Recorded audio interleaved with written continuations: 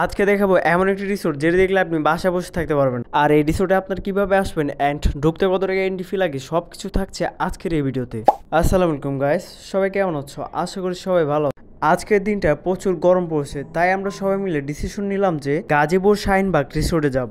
তাই আমরা আঞ্জুমান তেলের পাম্প থেকে বাসে উঠে পড়লাম। আর এখান থেকে ভাড়া কিন্তু 10 টাকা করে। আর চলে আসলাম আমরা মৌচাকে। এখান থেকে একটা অটো ভাড়া করে নেব।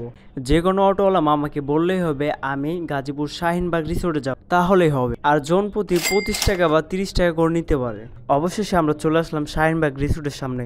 আর এই রিসোর্টের প্রবেশ মূল্য হলো মাত্র 100 টাকা। আপনি যদি সুইমিং এর ফিল নিতে চান তাহলে দিতে হবে 150 টাকা। এখানে কিন্তু বিশাল বড় একটি মাঠ রয়েছে, যেখানে আপনি বন্ধু বান্ধব সহ বিভিন্ন ধরনের খেলাধুলা করতে পারবেন। রিসোর্টের পরিবেশটা কিন্তু অনেক সুন্দর।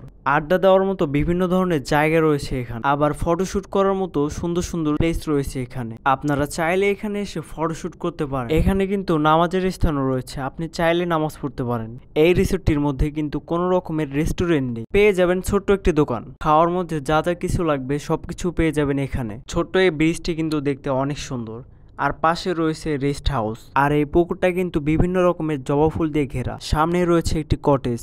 আর পুলের পাশে কিন্তু রয়েছে দুটো চেঞ্জিং রুম, যেখানে আপনি সুইমিং করে চেঞ্জ করতে পারেন।